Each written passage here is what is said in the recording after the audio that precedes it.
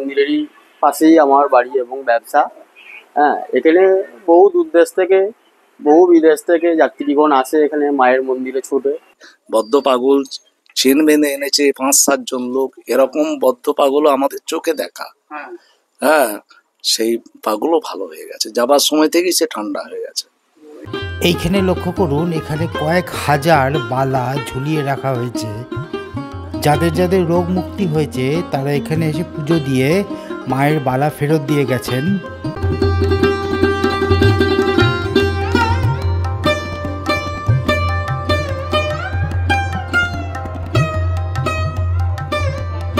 নমস্কার বন্ধুরা, আজকে 8ই মার্চ 2025। এখন আমি আছি হাওড়া স্টেশনে। আমার পিছনেই হাওড়া ব্রিজ দেখতে পাচ্ছেন।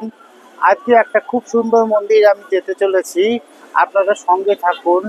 এটা হলো তিরোলের খ্যাপাকালীর মন্দির। এখান থেকে যাব ট্রেনে করে আরামবাগ এবং সেখান থেকে টোটো বা অটো করে সেই মন্দিরে পৌঁছবো। এই মন্দিরের একটা বিশেষত্ব আছে। শোনা যায় যে যারা মানসিক ভারসাম্যহীন তাদের নামে এই মন্দিরে পুজো দিলে তারা নাকি সুস্থ হয়ে ওঠে এবং তাদের কিছু নিয়ম বিধি আছে, সেগুলো পালন করতে হয়। চলুন যাওয়া যাক, দেখি ওখানকার ইতিহাস।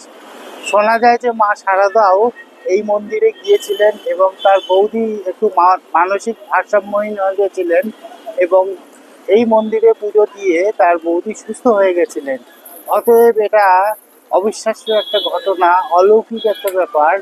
আপনারা এই ভিডিওটা যত পারবেন শেয়ার করবেন, মানুষের কাছে পৌঁছে দিন, যাতে মানসিক ভারসাম্য রোগীরা এখানে গিয়ে সুস্থ হতে পারে। তবে সবই বিশ্বাসের ব্যাপার। চলুন গিয়ে দেখি। প্ল্যাটফর্মে এসে দেখি 12টা 15 আরামবাগ লোকাল এখনও ছাড়িনি। এখন প্রায় 12টা 25। আমি এটাতেই চলে যাচ্ছি। আমি টার্গেট করেছিলাম যে 1টা 5-এর আরামবাগ লোকাল ধরবো, কিন্তু আগের ট্রেনটা পেয়ে গেছি। খুব ভাগ্য ভালো।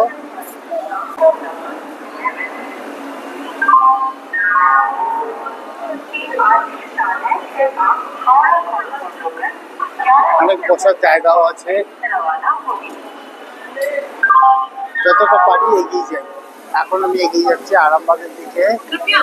সঙ্গে থাকুন, অপূর্ব একটা মন্দির আপনাদের দেখাতে চলেছি। ঠিক 2:40-এ আরামবাগে এসে নামলাম। এখান থেকে বাইরে বেরিয়ে কোনো টোটোওয়ালাকে জিজ্ঞেস করলে অনেক টাকা নিয়ে নেবে। আমি একটু খোঁজ করে দেখি এখান থেকে শেয়ারের টোটো কোথায় পাওয়া যায় এবং সেই স্পটটা আপনাদের দেখাবো। আমি এখন আরামবাগ স্টেশনের 1 নম্বর প্ল্যাটফর্মে। এখানে আমি খোঁজ নিয়ে দেখলাম যে এখান থেকে এই 1 নম্বর প্ল্যাটফর্ম থেকে এই রাস্তা দিয়ে সোজা 5 মিনিট মতো হেঁটে যেতে হবে, তারপরে মেন রোড পড়বে। ওখান থেকে অটো বা টোটো পেয়ে যাব। এখন যারা বয়স্ক লোক তারা দেখুন, সামনে একটা অটো স্ট্যান্ড আছে, এখান থেকে 10 টাকা দিয়ে আপনারা চলে যেতে পারবেন মেন রোডে। আমি হেঁটেই যাচ্ছি, চলুন এগিয়ে যাই। আপনাদের সঙ্গে আমি অর্ণব। আমি স্টেশন থেকে হেঁটে এখানে এসে পৌঁছালাম। এখানে একটা রেলওয়ে ক্রসিং রয়েছে দেখছি। এখান থেকে আমি টোটো পেয়ে যাব। মাত্র 20 টাকাতেই আমি মন্দির পৌঁছে যাব। এখন অপেক্ষা করতে হবে, টোটো রানিং টোটো আসবে এবং রানিং টোটো হাঁকবে, তিরল তিরল করে হাঁকবে। উঠে পড়বো। এই দিকটা হচ্ছে তিরল। এই আমার টোটোটা দাঁড়িয়ে রয়েছে, আরও কয়েকজন প্যাসেঞ্জার নিয়ে টোটোটা ছাড়বে। ঠিক এই জায়গাটা আমাকে টোটো নামিয়ে দিল। এইখানে দেখুন দে মিষ্টান্ন ভান্ডার। এই মিষ্টান্ন ভান্ডারের সামনে আপনারা নামবেন, আর একটু এই সামনে সোজা চলে গেলেই মন্দির পেয়ে যাবেন।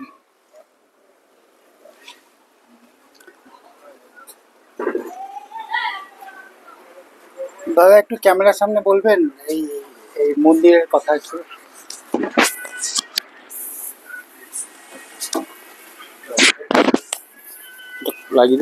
আপনারা তো এখানকার স্থানীয় বাসিন্দা, একটু আমাদের বুঝিয়ে বলুন এই খ্যাপাকালী মন্দিরে কিভাবে পাগলরা সুস্থ হয়ে যায়। হ্যাঁ, আমি প্রথমেই বলি নমস্কার, আমার নাম সমীর দে। আমি এই গ্রামেরই বাসিন্দা। মায়ের মন্দিরেরই পাশেই আমার বাড়ি এবং ব্যবসা।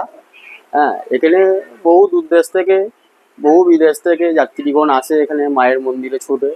তবে মায়ের এখানে এসে মানত মানসিক করে এবং মায়ের বালা পড়ে গেলে, মায়ের নিয়ম মানলে তারা খুব ভালোভাবেই সুস্থ হয়ে যায়। এবং বহু যাত্রী এসেছে, সুস্থ হয়েও গেছে, আবার তারা এসে আবার বালা চেঞ্জ করে তামার বালাও পড়ে গেছে। হ্যাঁ, তবে মায়ের কাছে রোজে প্রতিদিন বহু যাত্রী আসে, সবাই সুস্থ হয়েই যায়। মায়ের কাছে মানত মানসিক করে, মায়ের নিয়মাবলী আছে, সেই নিয়ম একদার মানলেই মায়ের কাছ থেকে সুস্থ হয়ে সবাই বাড়ি যায় ফিরে। হ্যাঁ, নমস্কার। মিষ্টির দোকানটা পেরিয়ে দেখছি এখানে তিরোল বাস স্ট্যান্ড বোর্ড দেওয়া আছে, ঠিক এর উল্টো দিকেই মায়ের মন্দিরের বোর্ড দেওয়া আছে। সোজা গিয়ে বাঁ দিকে গেলেই মায়ের মন্দির।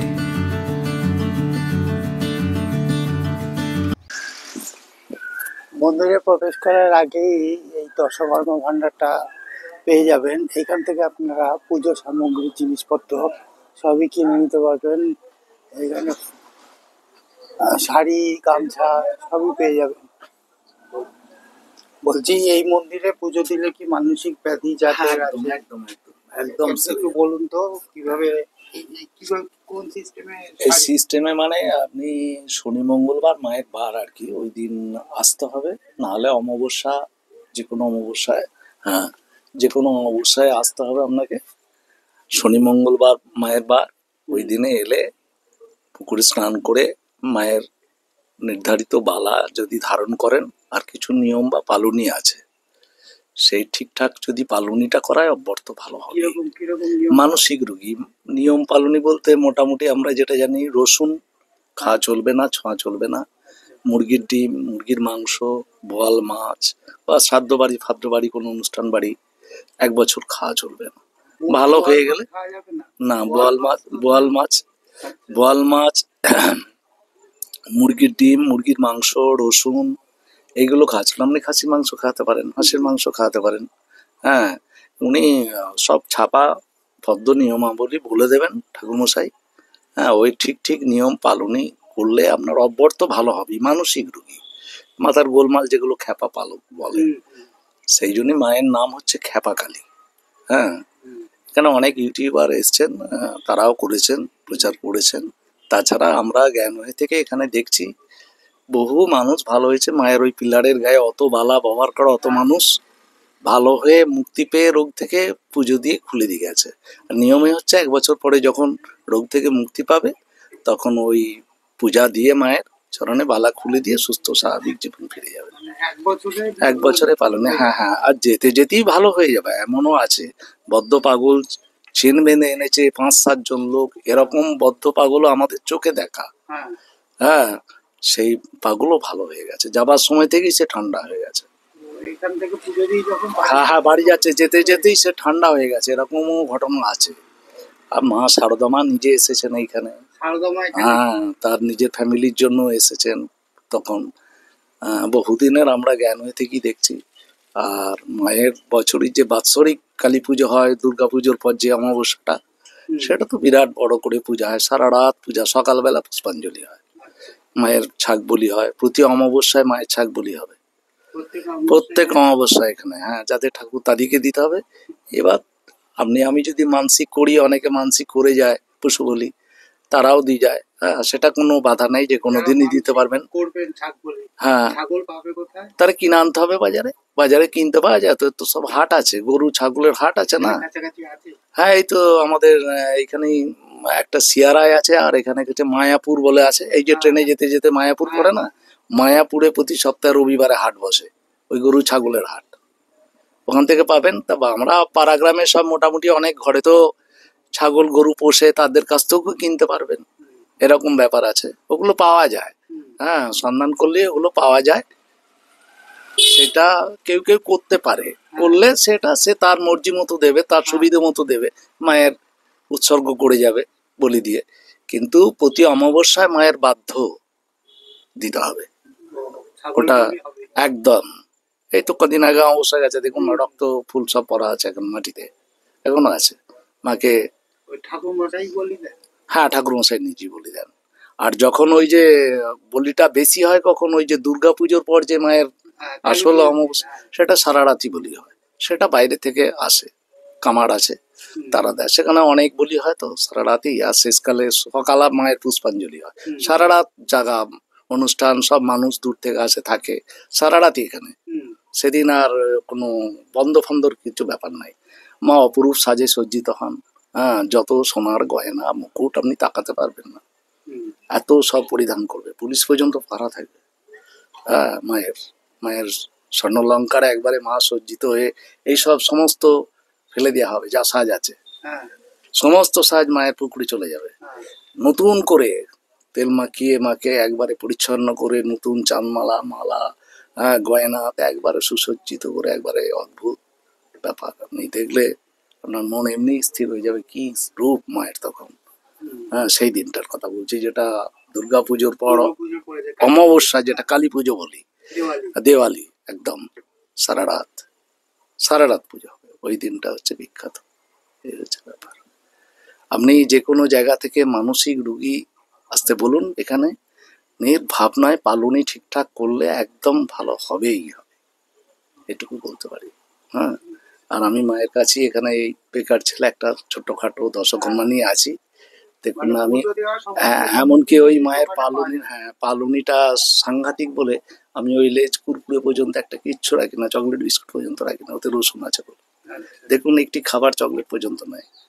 এমন দিনও হয় বগ্নি হয় না, বিক্রি হয় না, কিন্তু আমি এই নিয়েই বসে আছি, মায়ের জিনিস নিয়ে বসে থাকি। একদম আপনি দেখতে পাচ্ছেন সামনে চকলেট বিস্কুট লেজ সব দোকানে ঝুলছে, দেখুন না, কিন্তু আমার দোকানে নেই। এই হচ্ছে মন্দিরের প্রবেশ পথ। আমি এখন মন্দিরে প্রবেশ করছি।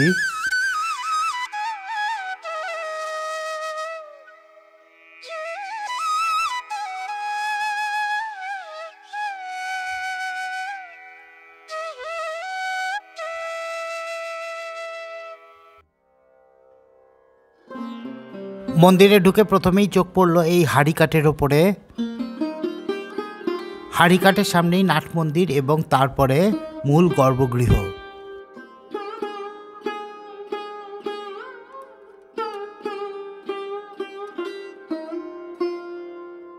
এখানে লক্ষ্য করুন, মন্দির সংলগ্ন একটি পুকুর ঘাট। এখানেই অসুস্থ রোগীকে স্নান করিয়ে মায়ের সামনে নিয়ে যাওয়া হয়। পুরোহিত মশাই তখন সেই রোগীকে মায়ের পুজো করা বালা হাতে পরিয়ে দেন এবং কি কি বিধিনিষেধ পালন করতে হবে তা বাড়ির লোকদের বুঝিয়ে দেন।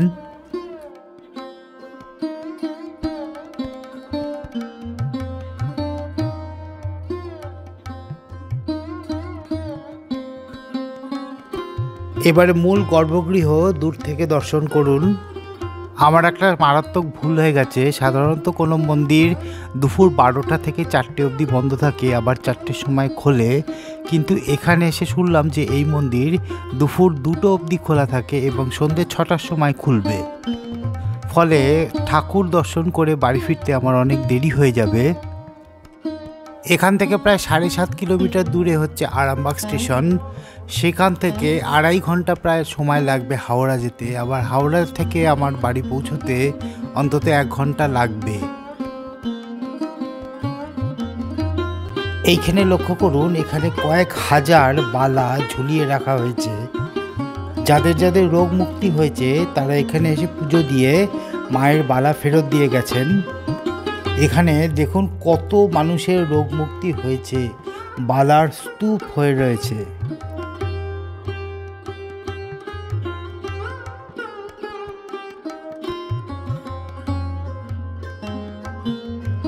মন্দিরের এই পাশটা লক্ষ্য করুন, অনেকগুলো মাটির বাড়ি রয়েছে, বাড়িগুলো দোতলা। আগে যারা দূর দূর থেকে আসতো তারা রাত্রিরে ফিরতে পারতো না, ওই জন্য এই মাটির বাড়িতে তারা থাকতো। কিন্তু এখন যাতায়াত ব্যবস্থা খুব ভালো হয়ে গেছে বলে দিনের দিনে এসে ফিরে যাওয়া যায়, ফলে এই বাড়িগুলো পড়ে রয়েছে। দেখেই মনে হচ্ছে বহু প্রাচীন এই মাটির বাড়িগুলো। আনন্দবাজার পত্রিকার একটা প্রতিবেদনে পড়েছি যে এই মন্দির 700 বছরের পুরনো। তবে এই মন্দির বিল্ডিংটি দেখে 700 বছরের পুরনো মনে হচ্ছে না। হয়তো এই মন্দিরটি এই মাটির বাড়িগুলোর মতোই আগে মাটির মন্দির ছিল, পরে পাকা বিল্ডিং করা হয়েছে। তবে স্থানীয় লোকেদের কাছে শুনলাম যে এই বিল্ডিংটিও 300 বছরের পুরনো। সন্ধে 6টা বেজে গেছে, মন্দির খুলেছে, পুরোহিত মশাই পুজো করছেন। একটু পরেই আরতি হবে। প্রাণ ভরে মাকে দর্শন করে নিন, আপনারাও করুন।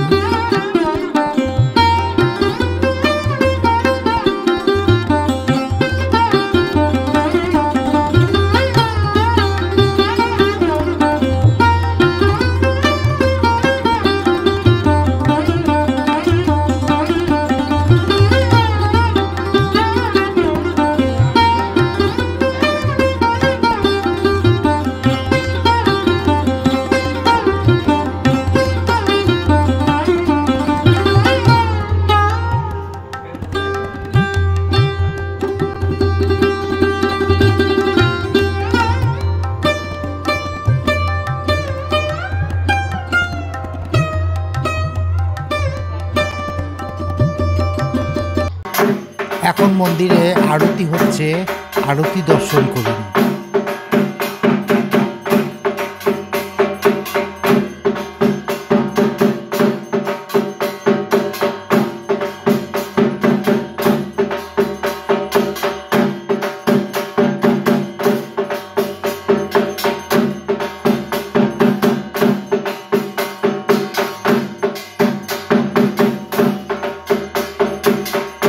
তিরোলের কালী মায়ের মন্দির আপনাদের দর্শন করালাম। আমার এই ভিডিওটি লাইক, কমেন্ট, শেয়ার করুন এবং বেল আইকনটি প্রেস করে দেবেন যাতে আমার প্রত্যেকটা ভিডিও সবার আগে আপনারা দেখতে পারেন। এই ভিডিওটি একটি স্পেশাল ভিডিও, কারণ এইখানে পুজো দিলে মানসিক রোগীরা সুস্থ হয়ে ওঠে। এই জন্য এই ভিডিওটি আপনারা যত পারেন শেয়ার করুন এবং চারিদিকে ছড়িয়ে দিন, যাতে যেখানে যত মানসিক রোগী আছে তাদের বাড়ির লোকেরা খবর পেয়ে যায় যে এইখানে এরকম একটা অলৌকিক ব্যাপার রয়েছে। আজকের মতো এই পর্যন্তই। আবার দেখা হবে পরের ভিডিওতে। জয় মা কালী, জয় পরমেশ্বর শিব, জয় সচ্চিদানন্দ প্রভু।